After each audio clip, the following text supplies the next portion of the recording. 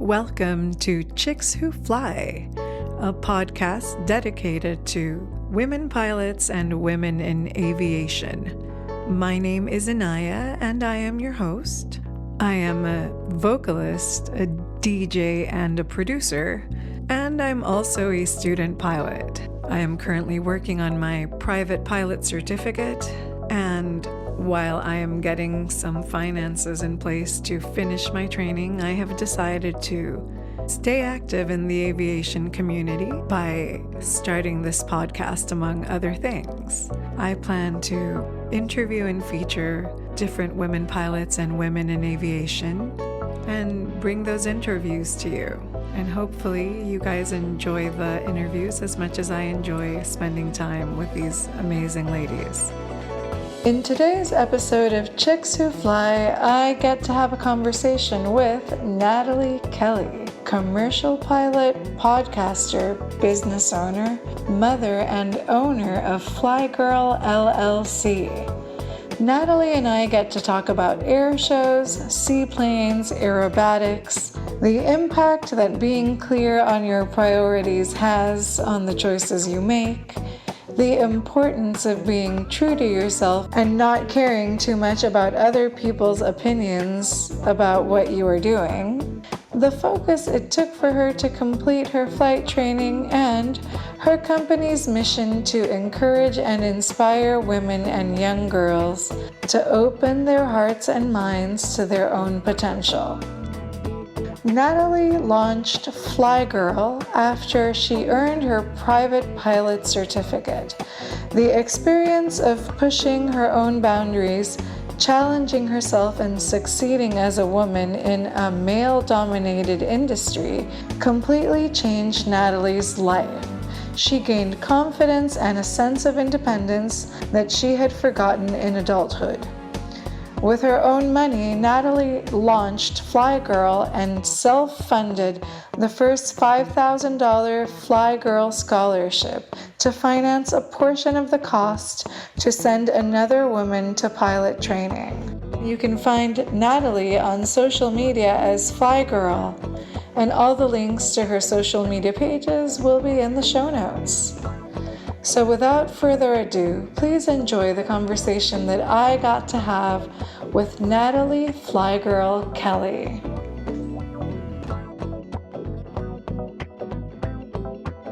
Hi, Natalie. Welcome to Chicks Who Fly. I'm super pumped to have you. How are you? Hi, I'm doing well, and I want to thank you for inviting me on. I'm really excited to chat with you. You know what? I normally start just asking people why aviation. What got you started in aviation? Okay. Well, my dad was a pilot in the military. He was in the Navy, and then he flew briefly for an airline and wound up retiring and flying over 20 years with FedEx. So I had a little bit of aviation background in my family from him, and then what really got me interested was my private pilot uncle, Robert, who flew as a hobby, and he was into flying warbirds and flying in air shows and doing aerobatics and formation flying, and he would take me with him and as a young girl, and I just loved it. And I thought, one day I'm going to do this, and it was always something that I really enjoyed. The freedom of being in the sky was just in this adrenaline rush was something that I craved and always was interested in doing it. That sounds super fun. How old were you the first time someone in your family took you flying? Gosh. I never flew with my dad because because of his jobs, he didn't fly privately, and he flew for the military, so I couldn't fly with him then. And then he was briefly, maybe 6 months or something with an airline. And then when he flew for FedEx, of course, they fly cargo, and I never flew with them there. But I think I was probably around 9 when I flew for the first time with my uncle. And he owned, I think at the time, a Chipmunk, and he taught himself how to fly aerobatics. He wound up getting his private pilot's license when he got out of the Army and used the GI Bill to fund his flight training. That's amazing, but that's also incredibly brave to teach yourself aerobatics. I know. He's really big into reading books. Even today, he doesn't watch TV. He reads constantly, and he was reading books. And he was probably in his late 20s at the time, early 30s maybe, and he was reading books on flying aerobatics and just had read and studied, and then went out and started trying it. Wow, that's super impressive. I would never. Do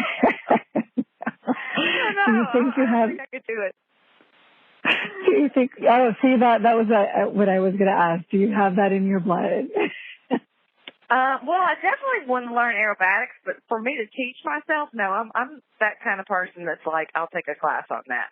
You know, I'll learn that from someone else. Someone else needs to be there, ready to correct any errors that I make, and that is definitely something I want to do for sure. Is learn to fly aerobatics. It's a totally different kind of flying, and it's super fun. And even to this day, it wasn't that long ago when I went flying with them, and we were doing some rolls, and it just takes my breath away. It's so fun. Yeah, that does sound super fun. I'd like to eventually get there. No, never. You're interested in that too?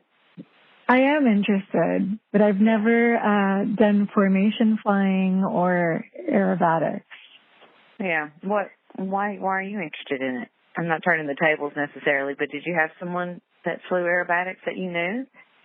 No, I don't know. Maybe because my background is that I was originally a professional dancer.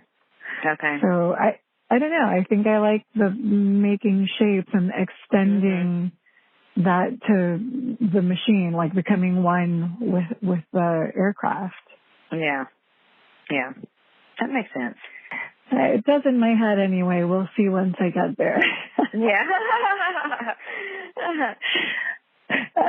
So after, your early experiences flying, when did you decide, okay, I'm actually going to start taking lessons and do this? Well, about 4 years ago. It wasn't that long ago. I am in my late 40s, and I had created a bucket list in 1999, and one of the things on there, there's probably about 20 items on there, and one of the things on there was earn my private pilot's license. But life got busy, and I started having kids pretty soon after I got married. That was pretty soon after I graduated college, and it was just bam, bam, bam. And my husband was building his business, and, all of our kind of energy went into that, and energy went into the kids. And then we kind of had I guess I'd say personal crisis with one of our kids, and it kind of completely changed my priorities. And I don't know if it has to do with like a midlife crisis kind of thing, or just the time in our lives when I think naturally we just start reevaluating everything. And that moment came one day, and I was just like, I feel like I'm not doing everything I'm supposed to do, and I'm going to make time, create the money to learn to fly, or I'm just never going to forgive myself. I'm never going to feel complete unless I do this. So I started, about 4 years ago. I was 43, I think, when I started. And after that first intro flight, I was hooked and was going at least three times a week for 2 lessons each day, and just wanted to just get through it as fast as I could. And I was so mad at myself because it took me so long to get there, but loved every minute of it. And now I'm just like an aviation addict. Wow, that's intensive, but that's amazing. Yeah, pretty much. I mean, all my priorities really shifted, and that was my main focus, and everything else was just on the back burner. It became really easy for me to say no to things that weren't going to help me get through this aviation, you know? Well, that's what clarity does. When your priorities are very clear, it's easy to know what to say yes and no to. Yeah. It was it was a little bit challenging because my family was not used to this kind of person, and the person that, I was someone that volunteered at their schools and someone that was volunteering with our church, was spending a lot of time with like having dinner parties and things like that, and then they just became energy drains, and I wasn't interested in it, and that wasn't where I wanted to put my efforts anymore. And it was definitely a shift in everything. Yeah. I really relate to what you're saying. I mean, we're in the middle of a major overhaul. I mean, my husband and I've done music my whole life. I've traveled all over the world, really super passionate. Like, it was my life, and I still love it and enjoy it. But again, more or less, just a few years ago, I think maybe 2.5 or 3, maybe even just 2. Sorry, I can't keep my timeline straight in my head, but a few years ago, I decided to start flying through a series of, events, and I just realized that my priorities have really shifted. So now when this whole COVID-19 thing came up, and I had spent 1.5 years, like, of blood, sweat, and tears to get myself into a place where I could finish my training. I scheduled my lessons, and they canceled first the tennis tournament in Palm Springs, and then I lost all of my Airbnb. My husband lost his gigs at the local wine bar, and I lost the casino where I was eating, and finally I got laid off of the airport. It was like everything. And it's just like, fortunately I'm not behind on things, and at least I'm on my feet. So maybe this is just an opportunity to fast track, some other plans. So we started a blog. Yeah. Oh, you and did? We did. We started a blog for our music duo where we're sharing our journey to move into the RV. And when we move in, I plan to finish my pilot training. I'd like to go through private instrument, commercial, and seaplane before the second phase, because eventually we plan to drive our house to the East Coast and buy a boat to live aboard and sail down to Uruguay. So I love my that. priorities change too. Yeah. It's, I think the hardest thing for me was dealing with what people were going to think about that. Because I had created this life where I was, my house was perfect. I was a great housekeeper. I was entertaining. It was just like everything was very different. And then once I realized I didn't really care what people thought about what I wanted to do, I'm sure there's a lot of people that would think you're crazy to live on a boat. What are you talking about? Who does that? Well, anybody can do it. If that's what you want to do, that's what you want to do, And I feel like sometimes we live based on what we think other people are going to think about what we're doing. And we aren't necessarily content with that, And it takes a lot of bravery to be like, yeah, it might be strange to you, but this is something that really, really interests me, and I've got to try it. I'm going to do it. Yeah.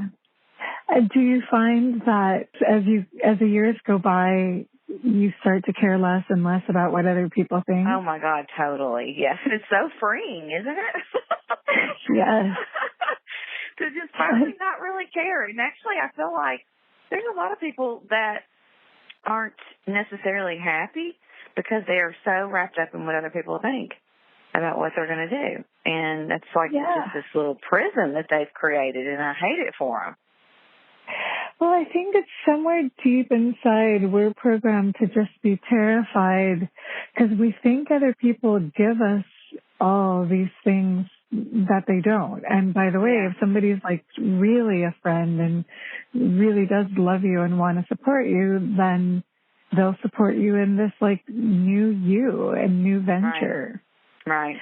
Yeah.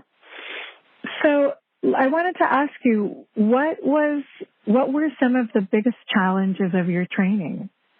I would say not the actual training itself, but totally like changing my lifestyle in order to fit in the time to study and the time to fly, because my time was filled with other things, and learning to say no and feeling okay with saying no to other things that weren't going to get me where I wanted with the aviation. You know, I played tennis for years on a tennis team for about 5 days a week, and I had to really start prioritizing to create the time to get where I wanted to go, and that had to kind of go by the wayside, and I just learned to start saying no to extra practices, no to playing matches, no to going in and working at my kids' school when they needed help, and that was probably the most difficult thing, just carving out the time and creating a new kind of schedule for myself, finding time to sit down and study, and getting used to getting back to those study habits that I hadn't used in nearly 20 years, you know, becoming a student again. That was probably the most challenging thing, I would say. And what was your favorite thing about training? I would have to say the sense of accomplishment after, you know, a lesson. When some mornings I would go in and be like, oh, I just don't know if I can do these, I don't know, steep turns or whatever we were working on. I'm not feeling it today. I don't want to do any more stalls. And then I would start doing it, start flying, and then it's like 2 hours later, it's over, and I'm like, wow, that went by fast, and that was really fun, and I did really well. It's just that end of the lesson thing was like, I learned something more today than I knew 2 hours ago when I walked in here. That sense of accomplishment. It's kind of like going to the gym. I never feel like getting up and going out to work out, but when I'm done, I'm like so glad I went. Yes, I know. It's so true. You're not looking forward to the hard work and the concentration and all that, because you know it wipes you out when you have a really long lesson and you're so focused, and it's exhausting but fun at the same time. It's kind of a hard thing to describe, but when you do it and you're like, I feel like I'm a tad bit better than I was just a little bit ago. That feels good. Yeah, that's a pretty awesome feeling. And I remember after a particularly good lesson, you know, getting in my car and being like, this is a car. I just flew a plane. This is nothing. I got this. Yeah. Yeah. So true. Yeah. So how long did it take you to solo from the time you started training, and how long before you actually took your check ride? Oh, gosh. A long time. And I think that I want to say I probably had, I'm not positive, maybe like 60 hours or something like that when I actually soloed. And my instructor was just getting on me all the time about soloing, and I was so terrified of it, and I really just didn't think that I could do it. And when he, you know, I finally did it, I was like, gosh, I really could have done that a long time ago. That wasn't that bad. I guess I'm the kind of person that, and well, I know I am, I'm kind of a perfectionist where I want to make sure I'm going to perform absolutely perfectly before I take that leap of faith and embarrass myself potentially. So, yeah, I waited a long time. I'm exactly the same way, so I totally get it. But did it change your concept of yourself after you've soloed? Like, did you kind of have your eyes open to the fact that you might have been underestimating yourself in aviation and in life, perhaps? Very much so. And maybe you've had that same experience. I mean, it's changed me totally, the confidence that I have. And I wonder, why did I not have this before? What was wrong with me? Why did I not think I could do certain things? And to think all the things maybe that I've lost out on because I just didn't believe in myself. And now it's almost like gone the complete opposite, where I feel like I can do anything. I can do whatever I want. If I really want to do it, I feel capable of pretty much tackling any kind of project or business or anything. I'm like, I can do that. If I can do all this, and there's such a small amount of people that actually fly, that whole concept in itself means that, to me, I can do something so unique and specialized that not a lot of people either have the courage to or the knowledge to do, then I must be pretty capable. I must be a pretty capable individual, more than I ever thought. It's hard to argue with the facts when the facts are in your face, right? Did you have the same experience? I did, but now that I'm kind of stopped again, it's not that I don't remember that, but sometimes I do start to get a little mentally disconnected from it, just because I guess it's a lot to be going. We've always lived a really traditional life, and we're literally, when I hang up with you today, we're going to go pick up our car because we ran into some breakdowns when we took our car in to get the hitch attached. Mm-hmm. They discovered that our car had frame damage. I had bought it from a used car dealership, and then I went back to the dealer, and he said that he hadn't been aware of it, but he took it in to get fixed. Mm-hmm. And that was Monday, and then first they tried to fix it, and they couldn't, so they ordered the part. And basically, when I'm done talking to you, we're going to go pick up our car and then come back home. And then tomorrow, we're actually going to go get the hitch attached, and we'll be able to pick up the trailer. So I think we'll feel more like we're on track. And I think once we're in there and our costs and all our, the weight that we're carrying has shrunk a lot, I think it'll be easier to focus on the aviation and the podcast and the vlog and the stuff that I'm actually now making my life about, Yeah. Yeah, I'm sure you're right. I wanted to ask you, you have a seaplane rating as well, right? I do. I just got that about a month ago. Yeah. Oh, please tell me about that. I heard you say that. Yes, I would love to live on the boat close to like a seaplane base or something. Thank you. Yes. Yeah. This quarantine is affecting my mental capacity. Me too. Oh my gosh. What an interesting time we're living in, for sure. Definitely. I'm glad that we have a little time to escape and talk aviation. Mm-hmm. So I guess my questions about the seaplane are, what made you interested in seaplanes, and how was that training and that rating? The training was so fun. It felt like, the little town that it was in just has a very kind of resort, relaxed atmosphere. It's in like Central Florida and around all these lakes, and it's called Seaplane City because there's a lot of seaplane operations.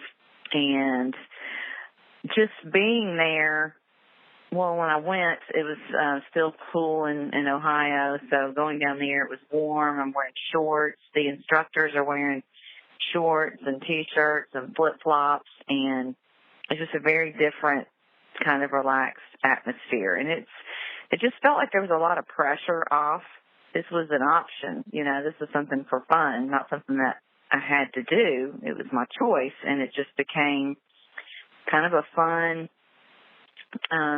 thing. And it was a different kind of flying. It's like your pattern is 500 feet versus 1,000 feet above, and you kind of create the pattern where however you need it to be based on the wind. It's completely up to you to decide where your downwind is, and you determine, basically the first thing you determine is where's the wind coming from, and then everything else is where you position the plane on the lake, and that's how you decide how your pattern's going to be. When you're in the air, you're looking at the water and you're looking to see where the wind is coming from, and then you adjust and kind of create your own pattern. And you can land like in the middle of the lake. There's no threshold. There's no,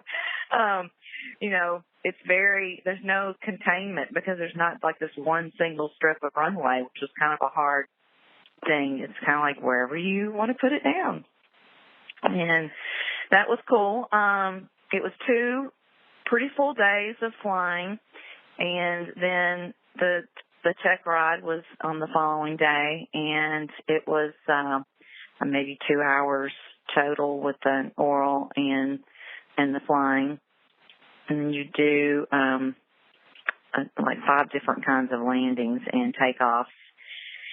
And it was very fun, and I wanted to do it because I know I'd like to fly professionally at some point, but I'm not really looking for something with the airline. So I'm trying to make sure I have lots of options, and I would like to move to Florida eventually. I'm from there originally and want to get back there. So I'm trying to think of what kinds of fun, low stress type of flying I could do in Florida, and that seemed like that might be a good option. So let me go try it and see if I like that. And of course, I love it. I wish we had some lakes here in Ohio that I could have an operation on, but yeah, it was fun. I really enjoyed it. That does sound really awesome. What was the most challenging thing about adjusting to a seaplane flying? I would say, and I was told a few times by my instructors, that just getting used to the idea that there's no necessarily one place that you have to land, because you're used to having such a structure on, like we do these glassy water landings, and then kind of like a short, like if you have a small lake that you're landing on, kind of like a short field landing, it was hard for me to get used to the idea. Like I was always using the edge of the lake as kind of my threshold, and that I had to put the plane down like right after the threshold.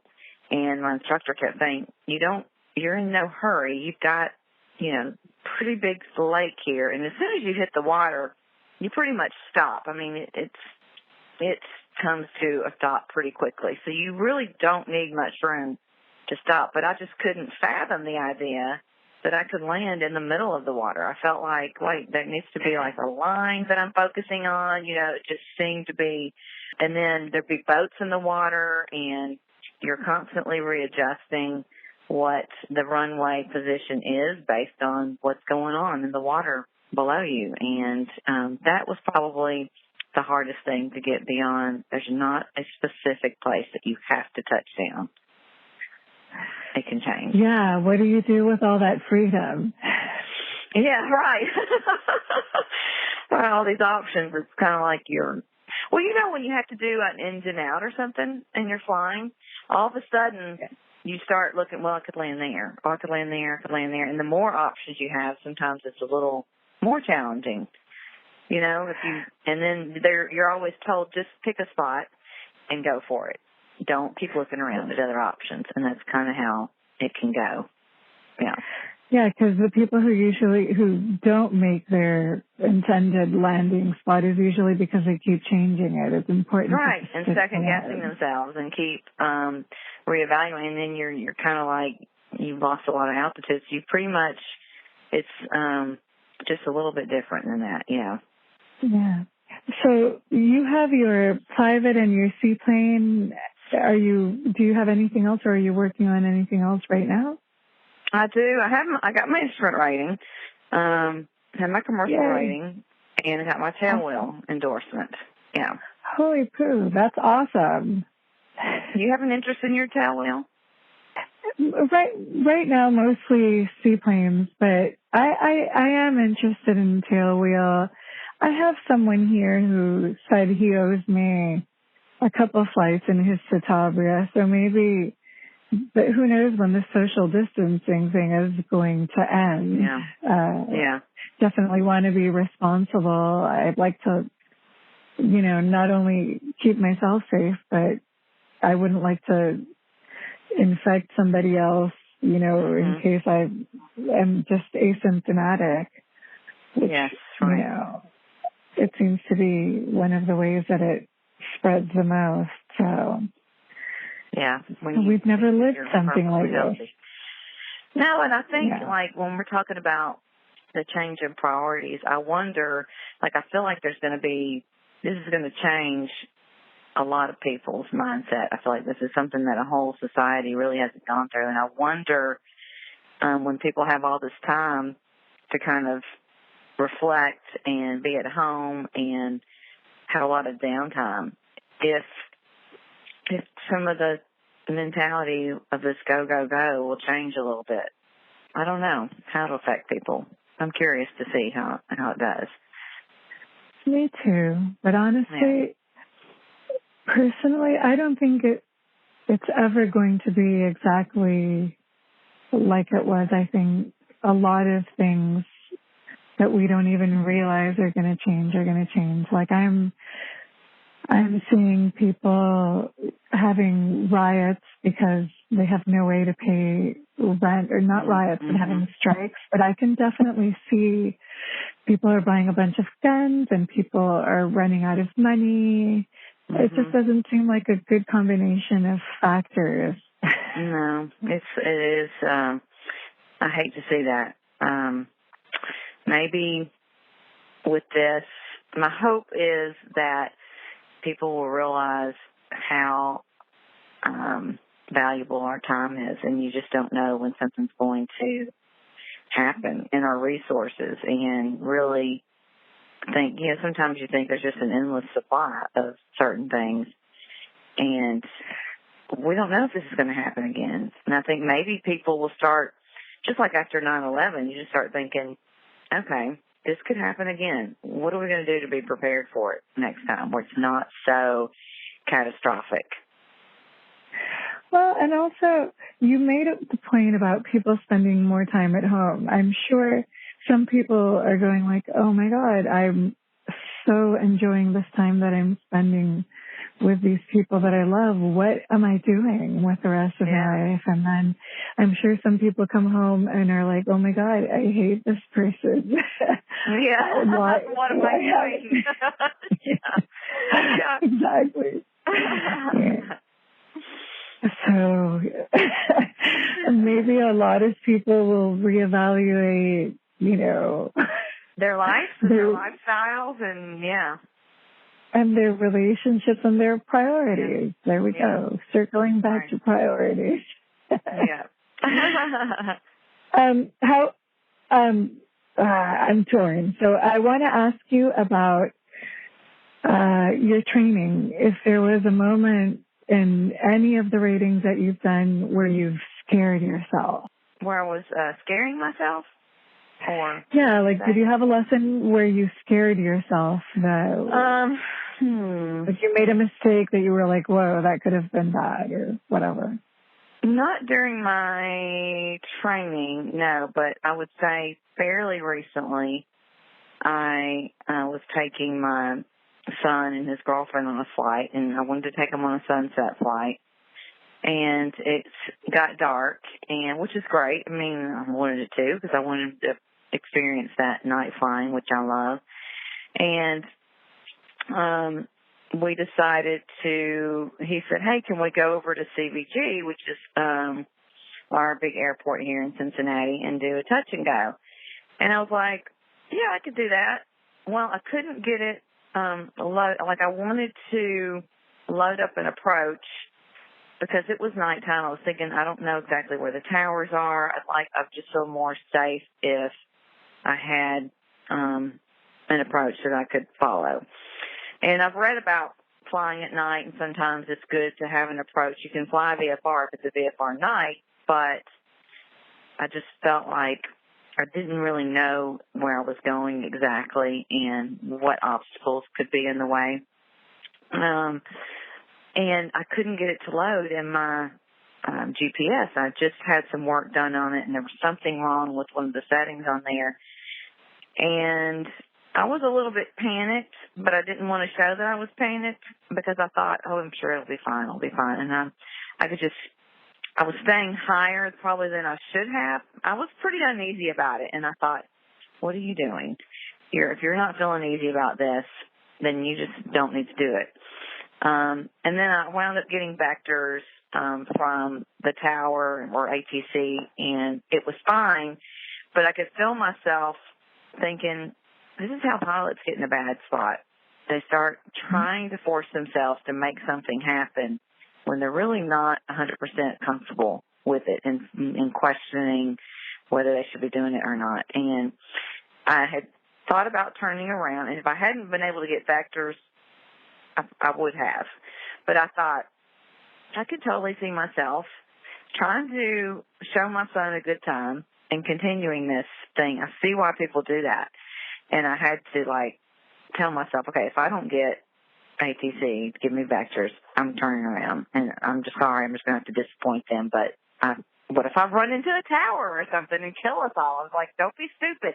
Just say, I just wasn't prepared for this, so we're going to turn around. So, yeah, I would say that was a thing when a lot of the lessons you hear from instructors really started clicking. It was like, you can never, I read stories all the time about accidents and aviation accidents and things, and I think, how do people do that? And it's like, oh, I can see how people do certain things like that. They push themselves, and they don't want to disappoint the other people. And you start thinking, yeah, I'm sure I can do it. I've done it before. It's been a long time. And you start having this conversation in your head, and I could see myself going down that path. So, yeah, I would say that was when I kind of scared myself. Right. Yeah, but it's good that you had the presence of mind to think that way, because everybody has the propensity to fall into that kind of situation. Yeah. But that's what makes the difference when you're aware of it and you make the choices based on safety like you did. So, yeah, I guess, but it was just a moment where I thought, I know when people go and get in these situations, they're not trying to hurt anybody, and they're really thinking they just want everybody to have a good time, and how it can develop into a bad situation. Yeah. Yeah. I spend a lot of time listening to NTSB, analyses. Oh, yeah. On YouTube sometimes when I'm working out. Yeah. NTSB? Yep. Yeah. AOPA's Air Safety Institute, sometimes we get cases from the NTSB and they analyze them and they recreate them and other stuff like that. I like to watch a show on YouTube that was ripped off of British TV, I think, and it's called Worst Place to Be a Pilot. Oh, I've never heard of that one. I'll have to look that up. Yeah, it's freaking fascinating. They follow these bush pilots in countries like Taiwan and different parts of Africa, or Taipei. I don't know, the terrain and the weather and the conditions are super extreme, and you see some of these guys flying to these remote tribes that haven't seen an airplane in 7 years because the last guy that tried to make it couldn't make it. And, wow. It's actually really cool, though. A lot of them do it to build time, but some of them just really fall in love with that whole way of living. That kind of flying, and yeah. Well, yeah, I'll have to check that out. That sounds interesting. I'm always interested to hear all the different kinds of aviation things you can do that are not just your typical kind of thing. Exactly. Me too. Yeah. And one of the things that had me excited when we started thinking about the boat is that I've always heard that if you have experience on a boat, it makes it easier when you have to learn to dock your seaplane. Ah, that makes sense. Yeah. It does all in theory, because right now it's all in theory for me. But now that we were talking about podcasts and YouTube and all that, how did we get you are now, where you started Fly Girl Kelley, the page and all that? Yeah.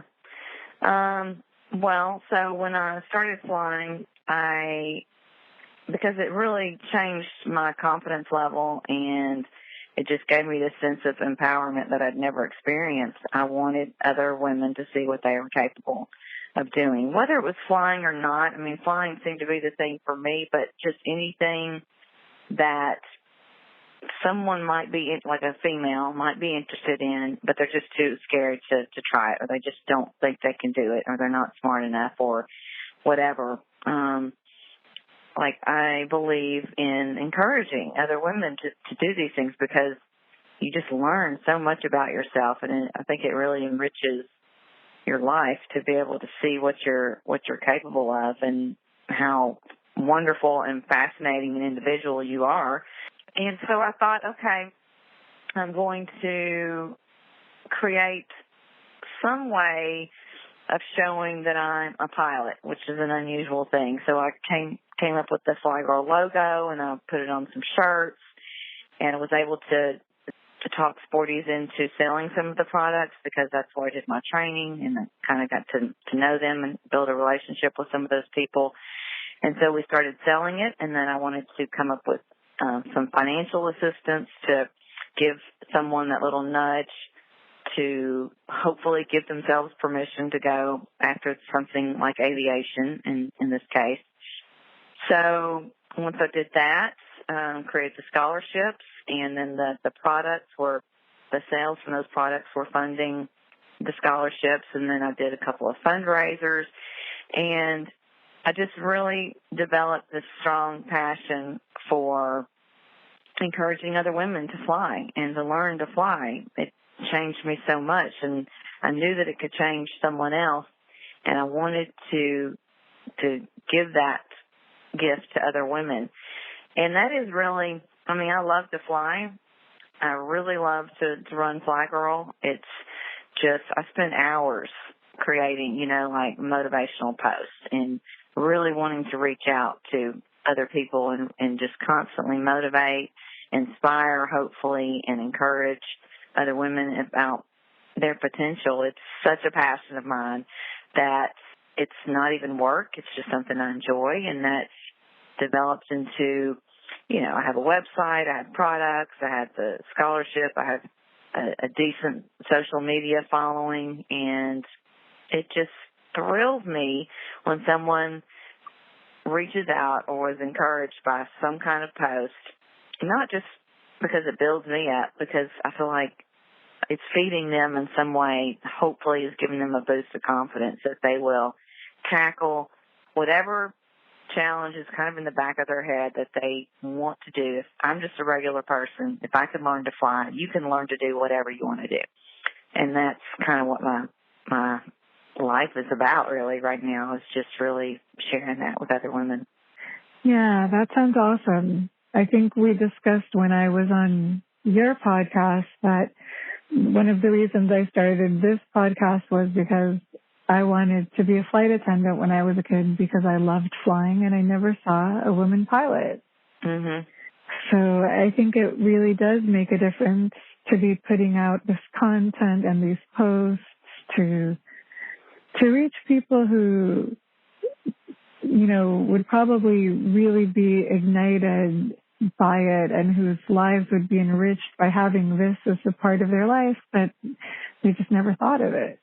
Right. Yeah. It took a random woman pilot in the backseat of my car. Yeah. I mean, that's kind of what, you never know when you're going to have that opportunity. I never know when something I posted on Instagram was going to speak to a certain person, but I got to speak it. I have to just constantly put the message out there, and hopefully there'll be a few people that just the right time, they'll see it and they'll feel it and they'll be like, yes, I'm going to do this today. I'm going to sign up for this. No, I'm not waiting anymore. Just like the woman in the car that you were talking to, the female pilot. You never know what's going to happen. Yeah. What are some of, you said, obviously you focus on trying to find out about all different kinds of flying and all that. What are some of flying that you've seen or learned about? Because my uncle has flown in air shows and everything, I've gotten to know kind of the air show industry somewhat, and he introduced me to some people in the air show industry, and I volunteer with the Commemorative Air Force, the Red Tail Squadron, which is all about the Tuskegee Airmen, and that whole world has opened up to me what goes on in the air show industry, how that all works. It's a different kind of flying, the aerobatics and being performers, but also some of the historical parts of like the warbirds and everything, how you can really teach history through aviation. I mean, I wouldn't say I was really a history person in school, but learning about airplanes and their historical impact has led me to some great lessons on history that I probably wouldn't have learned if I didn't have such a love of airplanes. And the seaplane thing is a whole different kind of flying that you just don't typically think of, and there's a lot of opportunities with that if you're looking for it, flying in Alaska or flying, in the Caribbean, something like that. The air show lifestyle, that's definitely a very small niche that a lot of people don't really know about and how that all works. So that's been interesting. All the volunteering that goes on with the air shows too, that's huge. I don't know a lot about it. I've rarely been to an air show, Yeah. Because up until now, right, I've always made a living as a vocalist, before that as a dancer, and then as a DJ. So I'm always working on the weekends. I'm always working when things like air shows are happening.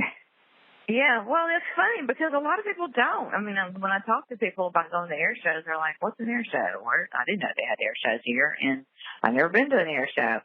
And it's just like, oh, my gosh, it's like the all-American thing to do. You have to go to an air show. Yeah, so I can't imagine going to an air show. Right, it is a super all-American type of thing to do. Absolutely. Yeah. Have you been yet?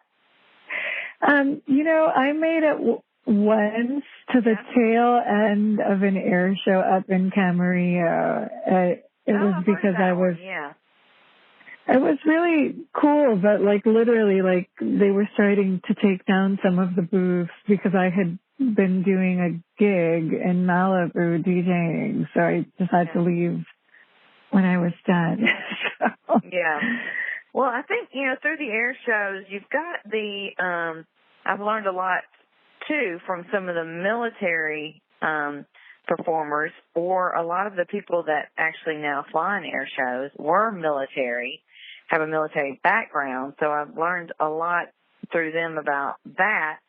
And most people at air shows have a long kind of history with aviation, and their backgrounds can be, crop dusting or just so varied that you learn from talking to them all kinds of different things. The air races in Reno is a different kind of thing that I didn't even know they had such a thing. These competitions are airplanes racing basically in a circle, like you would picture race cars. It was just like, this is nuts. I never knew this even existed.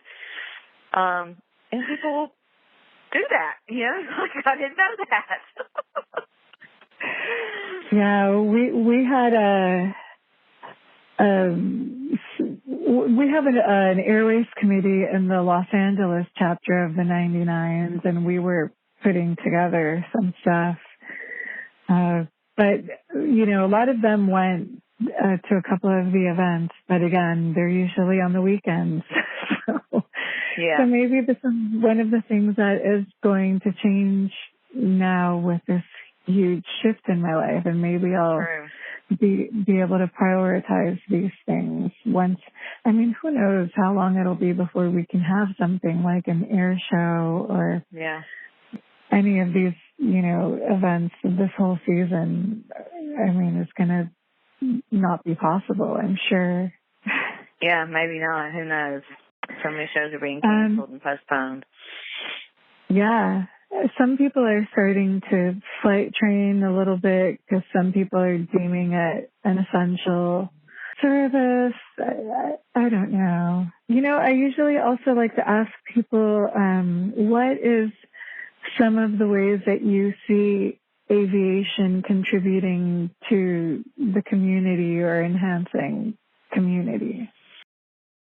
Some of the ways that I feel like aviation could be beneficial in a way, well, history I had touched on before.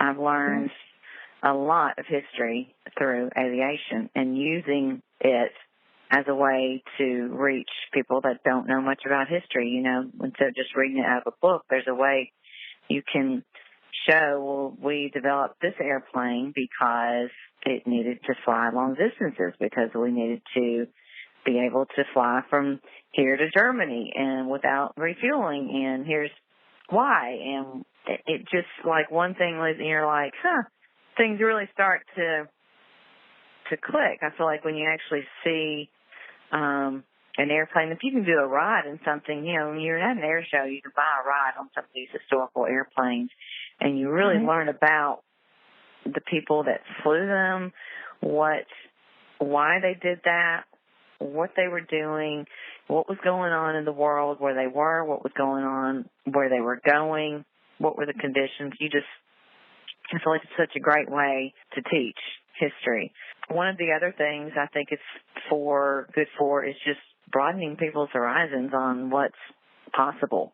You've got, typically people think of, I want to be a pilot, I'm going to fly for the airlines. Well, you can actually be, and I sort of picture those people being like really type A kind of people. I don't know if that's true, but you can be a very creative person and be in aviation and do some really unique things with it, like stole flying in the bush and camping under your wing, flying somewhere very remote and teaching someone to do that. There's just lots of imagination and creativity you can come up with using aviation as well. Yeah, I find that those are the podcasts and YouTube channels that I enjoy the most, the ones that show really alternative ways, like this one that I mentioned, Worst Place to Be a Pilot, like really out there. But I don't know, I'd like to see more shows about seaplane flying.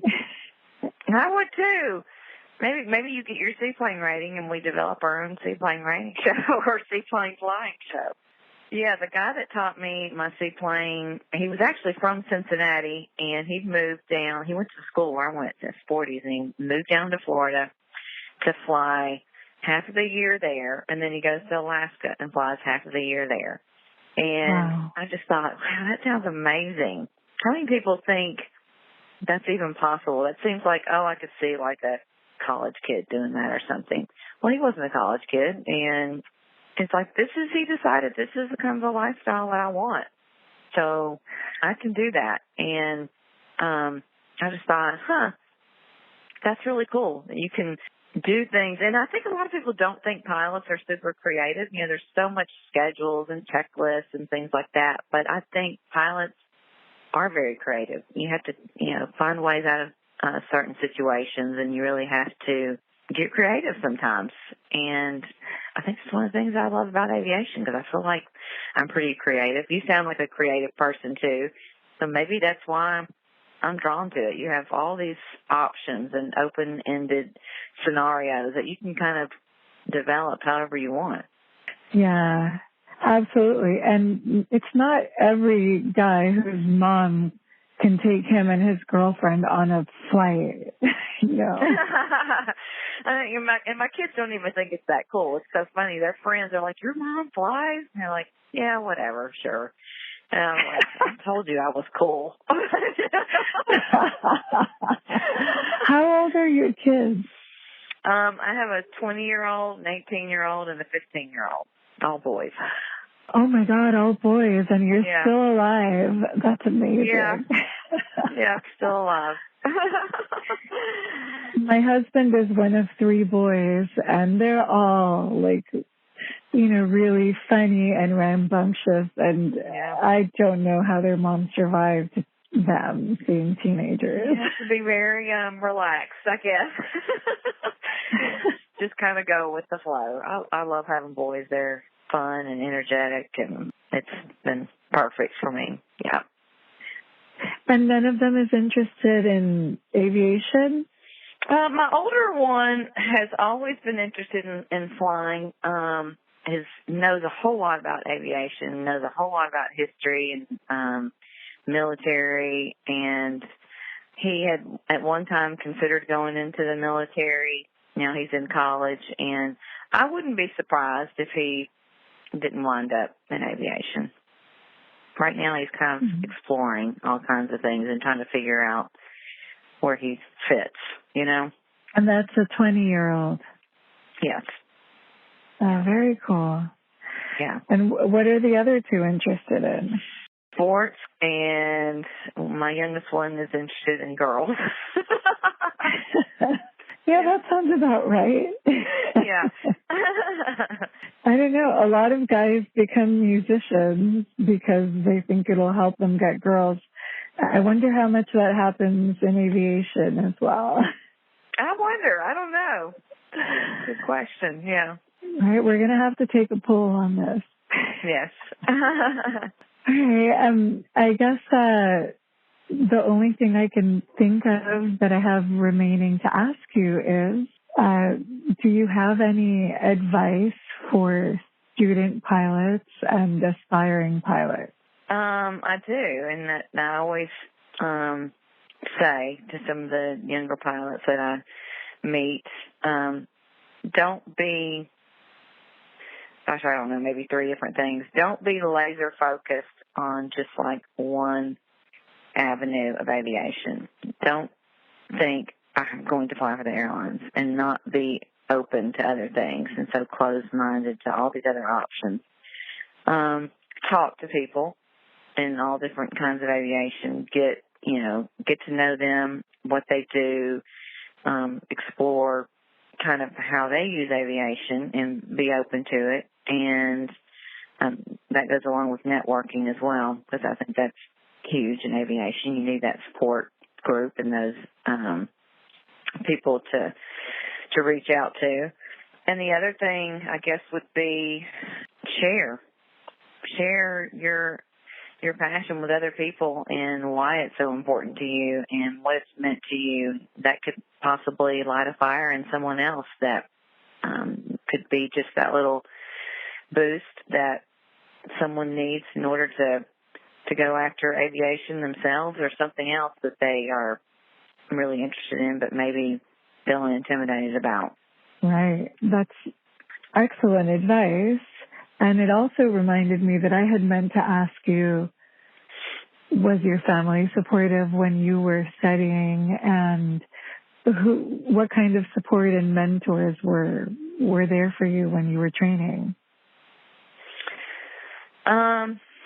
Well, my dad and I got really a lot closer through my training, so we were really able to talk a lot about aviation and what I was learning. And growing up, I really didn't have conversations with him too much about the technical parts of flying and things like that. So it was really cool to be able to talk to him about approaches and different maneuvers or something like that, or a different airplane that I was flying in. We really bonded a lot over that. And my parents were divorced when I was a teenager, so there was a lot of time where I wasn't with him, and we just weren't able to talk a whole lot. And it kind of brought us back together, I feel like, being able to talk about that. And my uncle as well. He's full of advice, I would say. He's kind of like my second dad. He's been a great mentor to me. personally and with flying, and connected me with a lot of people. My family was supportive. Yes, my kids didn't really pay that much attention to it. I mean, they just thought, as long as I keep filling their needs, they're fine.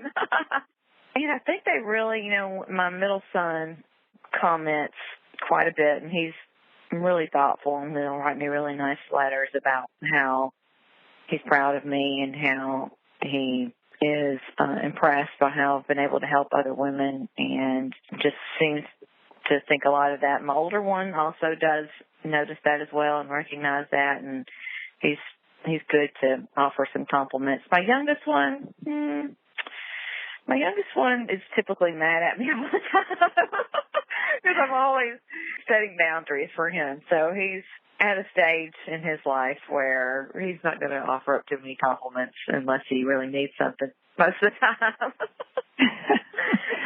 time. That's pretty typical of the age, whether you're a boy or a girl. It is. Yeah, it is. But what amazing ways for aviation to have brought you closer to different members of your family. That's pretty awesome. It is. Yeah, it's changed a lot of things. For me, for the better. It's just opened my eyes to all kinds of possibilities. It's been great. Yeah. Well, yeah. That's the whole point. Yeah. So that's pretty awesome. I'm just like a big dreamer now. I used to be so practical, and now I'm just like, I don't know, just open to all kinds of possibilities. And I feel like this next chapter, or like the rest of my life beyond this point, is going to be about doing things that I'm interested in doing and just not backing down and not letting myself be confined or constricted by maybe what other people think I should be doing or will think about it. And that's just a very freeing, exciting feeling to have.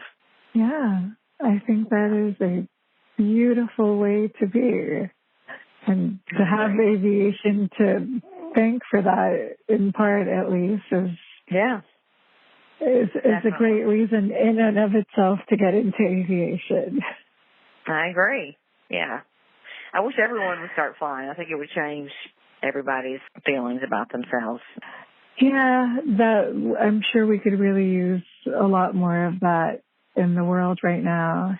If there's anything that I hope that comes from the different, podcasts and vlogs, and even from this whole worldwide situation that we're experiencing, is maybe all of us can put some of the humanity back into humans.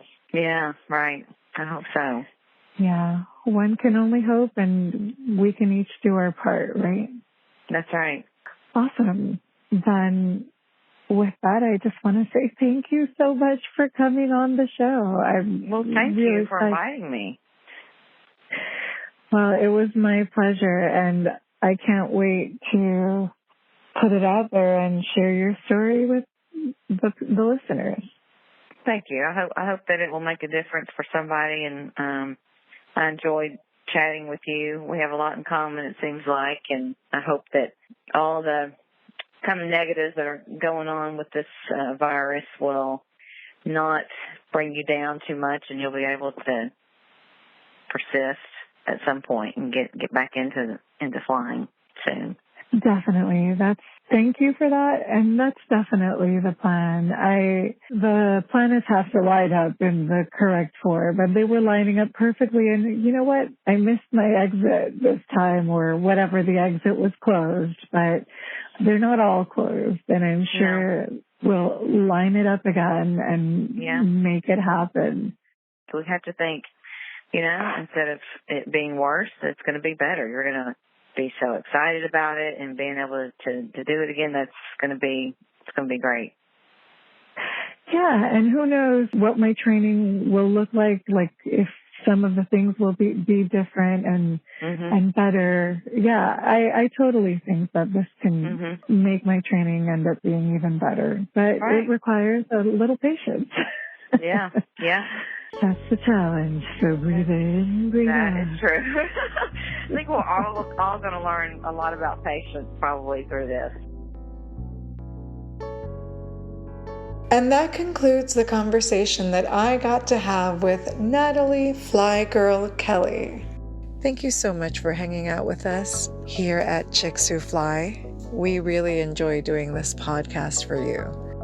If you are enjoying this podcast, please consider following us on Spotify and subscribing on YouTube, as well as sharing with all your friends who might enjoy this podcast as well. Also, if you would like to be more intimately involved with the creation of this podcast, please consider becoming a patron on Patreon at Chicks Who Fly. You can reach us at chickswhoflyofficial@gmail.com and on our website, chickswhofly.com.